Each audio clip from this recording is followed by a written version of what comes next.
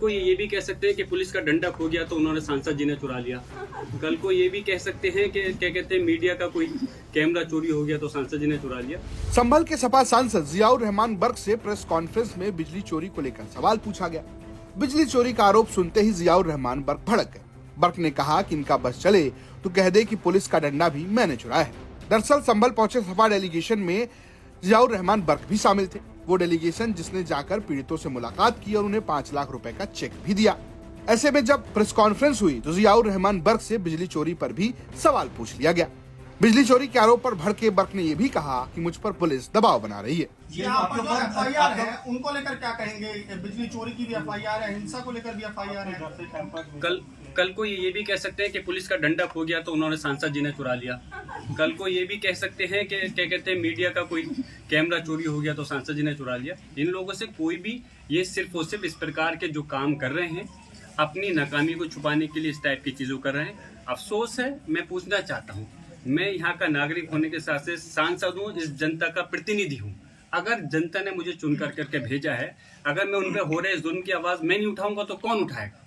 मेरा मकसद ये नहीं है कि सिर्फ मेरे लोगों पर जुल्म हो और मैं उनसे पुलिस प्रशासन से सौदा कर करके मैं खामोश बैठ जाऊं।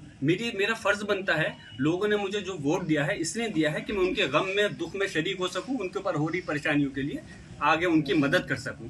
उसी के तहत मैंने अपनी आवाज़ को बुलंद किया। उस आवाज़ को दबाने के लिए पुलिस प्रशासन ने इस काम को काम किया, मेरे खिलाफ झूठे मुकदमे लिखे। दरअसल 24 नवंबर को संभल की जामा मस्जिद के सर्वे के दौरान हिंसा फैली। पुलिस ने सपा सांसद जियाउर रहमान बर्क पर हिंसा के लिए भड़काने का आरोप लगाया और एफआईआर दर्ज कराई। इसके बाद संभल में बिजली चोरी की जांच के लिए भी टीम लगाई गई। इस दौरान बिजली विभाग ने बर्क के घर की भी जांच की, जिसमें पाया गया कि बर्क के घर पर 2 मीटर लगे हैं, जिसमें से 1 मीटर की कुछ महीनों से रीडिंग 0 है।